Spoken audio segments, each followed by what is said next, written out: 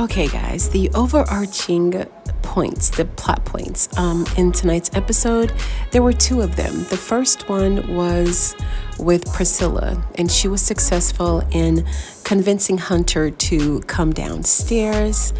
And the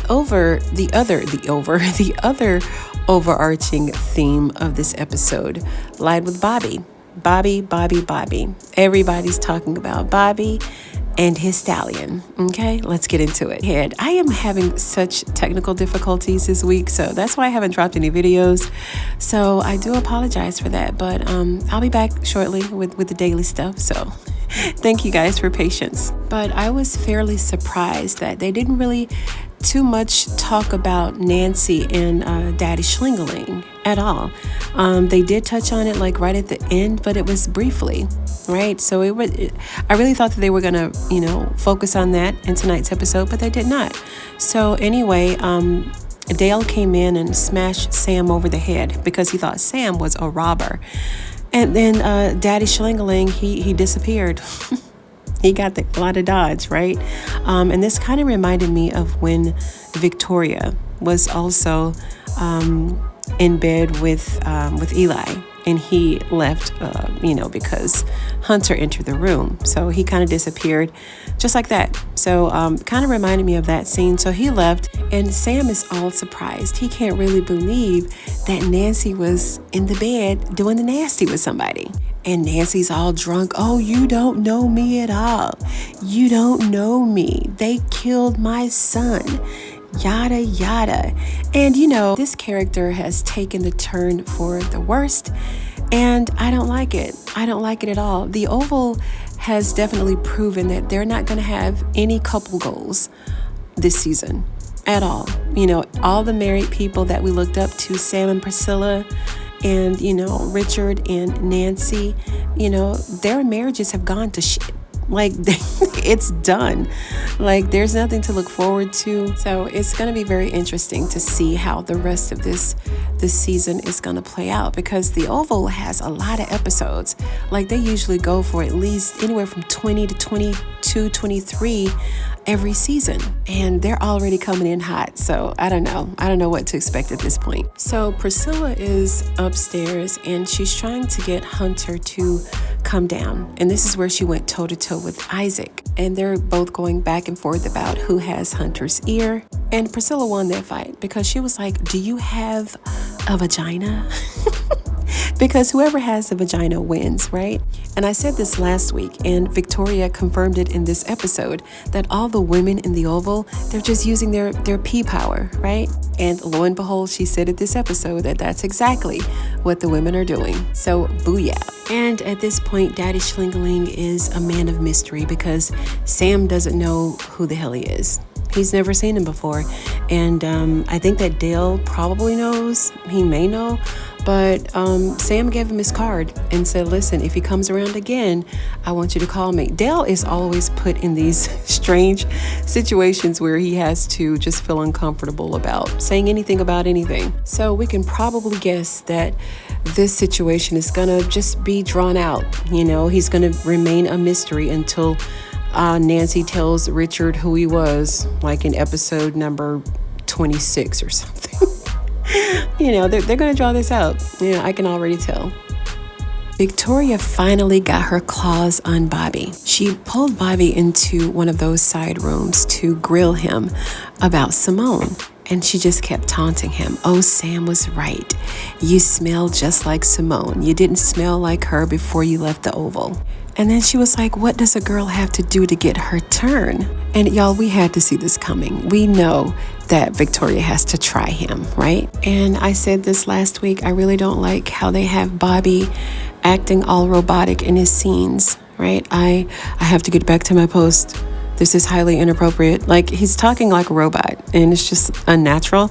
But he got out of that tight spot. He left, and she warned him to wear a condom. And I actually thought that she was gonna try to really, give him some right then and there, even after he had just slept with Simone. And it's like, oh my gosh, like, how nasty can you be? But they didn't. But she definitely wants to see what Bobby's working with. But she didn't let him leave without her calling him a whore. right? And she basically told him that she hopes that he can handle it because all the women in the White House are just effing whoever they want, and then they yield their power. Again, just like I said last week. Then we have Bobby and Max going back and forth again. And Max is just warning Bobby, you need to stop. You smell just like her. You need to go and wash your clothes. But Bobby's just not listening. Like, I don't understand why he's not taking Max's advice. If you're going to do this, do it right. You know what I'm saying? Don't be sloppy all the time with it, because that was definitely sloppy what he and Simone did last week. And for some reason, Victoria feels that she has to spill everybody's tea, right? She has to tell everybody's business as to what's going on. She's telling Priscilla that Bobby's been sleeping with Simone. Go ahead, girl. Smell him. Bobby must have been pretty funky if everybody's smelling him, right? Like, all those bathrooms, bruh, you couldn't use one of them to clean yourself up? That's just sloppy. And before we get off of Bobby, I really would like to see more build-up between he and whatever lady he chooses to smash. I just want to see more of the tension, right? The anticipation and the attraction. Like, there's just, it's like there is, as if they're just using him as a piece of meat for real, like on the set. Like, okay, Bobby, go in this room. She's going to come on to you. You screw her on the desk. Okay, then you come out. Then Victoria's going to want her turn. And it's just, I don't know. It's not natural. Like, I would really want to see, the attraction. Where is the attraction? Because I'm sure that you guys remember season 1, episode 1 of The Oval, when he and Lily, did what they did in the bathroom. Like, that was tension. That was attraction, right? And I also did a video on that one. I had to, because that's how it's supposed to be. But, lately he's just been, ma'am, this is inappropriate, ma'am, and then boom, boom, boom, and then he's out of there. Like, come on, we want that old Bobby back, right? So Priscilla came back to the Oval with a good report. She let everyone know that Hunter is going to come down, and that she got all the soldiers some medical attention. And Donald is concerned about Isaac and how he's moving and who he is, actually. And he wants to arrest everybody when they come down.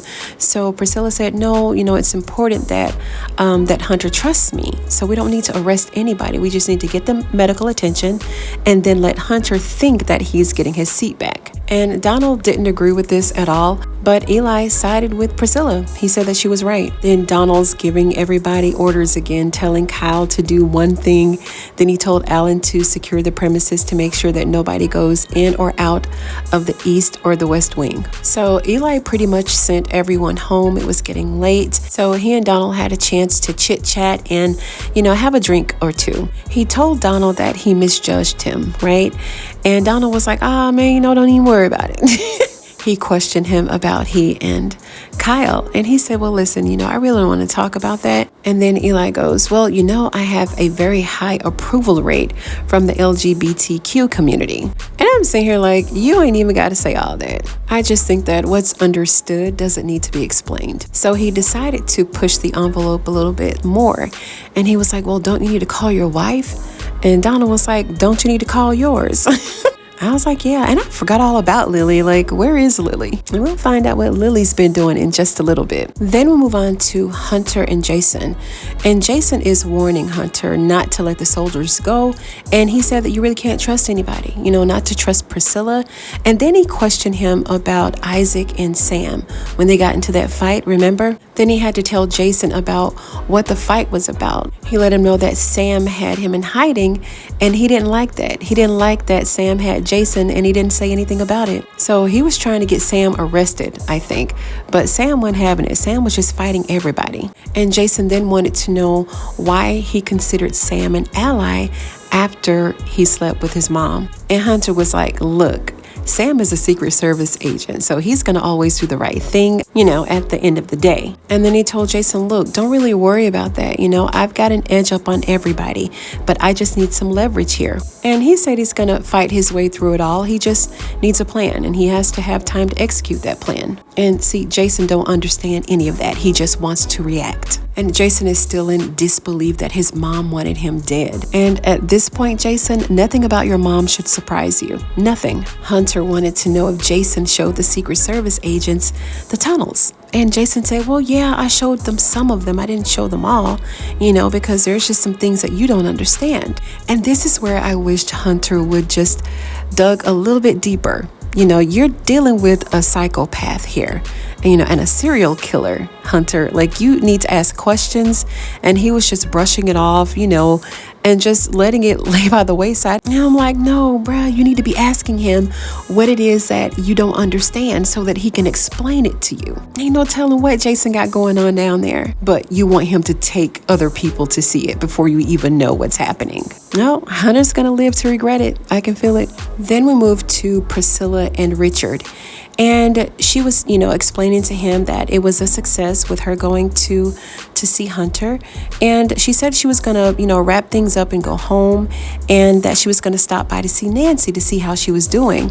And Richard said, well, no, you don't have to do that because Sam is already there, checking on her. So she said, okay. And then she left. So as she was leaving, Sam called. And at first the call was going pretty normal, pretty good. And then Sam just kept, you really don't need to talk to her tonight. Talk to her tomorrow. You don't want to talk to her tonight. And he kept saying that. So at some point, Richard got suspicious, and he was like, what do you mean I shouldn't talk to her tonight? What did she tell you? What did she say?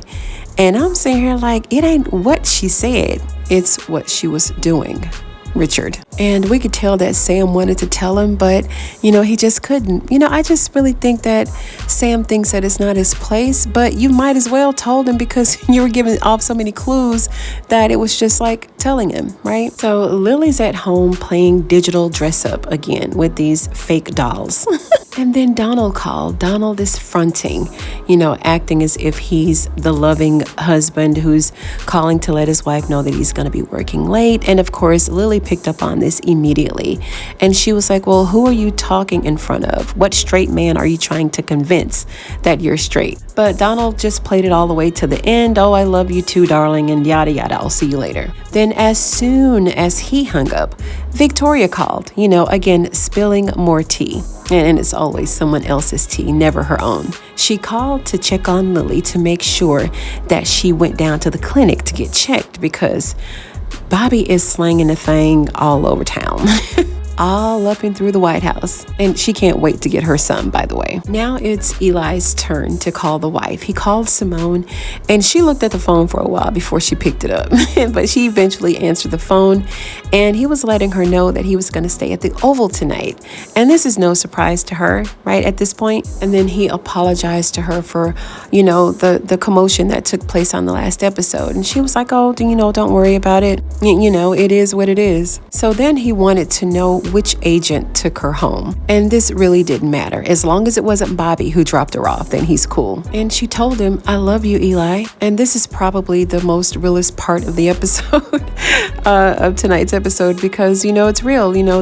They're going through what they're going through, but she still loves her husband. And of course, we all know the only reason that she's sleeping with Bobby is because he's sleeping with Victoria. So we're back to old snitching as Victoria. She's coming into the Oval again with more tea. She said that she wanted to talk to Eli alone, and Donald excused himself. So when he left, she went over and she told him, look, Bobby smells like your wife.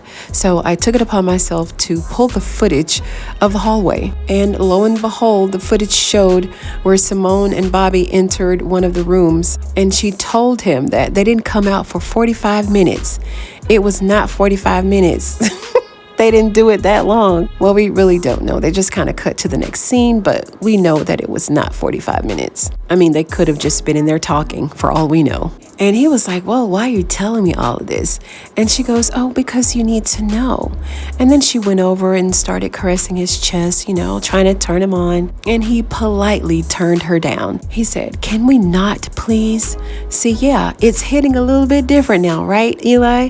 Yeah, Simone getting her lick back and you can't take it. You can't even perform at this point. He told her that he needed to focus on what was going on, and she said she'd be in the guest room if he needed her. So in our next scene, Eli came looking for Bobby, and Max told him, well, he's in the break room down the hall. So Eli went storming down the hall, and Max was right behind him because Max already knew what's about to go down. So they caught up with Bobby in the break room, I guess, and he was washing his shirt. And Eli, a little scary, paranoid, and think that he about to square up with Bobby. Then they cut to Kyle and Alan in the parking garage. And Kyle was telling Alan that he better not say anything about what's going on between he and Dale. And I'm like, boy, Alan can care less about what you and Dale are doing, okay? And he warned him that if he did, he was gonna mangle his pretty little face. And Alan was like, okay, all right, stay right here.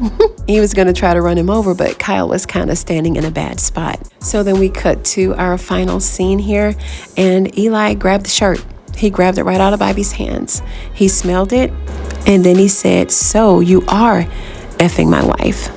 End scene. So that's it, good people. I really enjoyed this episode, and I've already given my qualms about what I liked and what I didn't like, so I won't go into that again. But I do want to thank each and every one of you for taking the time to listen to the videos. And if you like this video, give it a thumbs up. You know I'd appreciate it. And if you're a fan of Tyler Perry's The Oval, then go ahead and sub to the channel for more videos just like this one.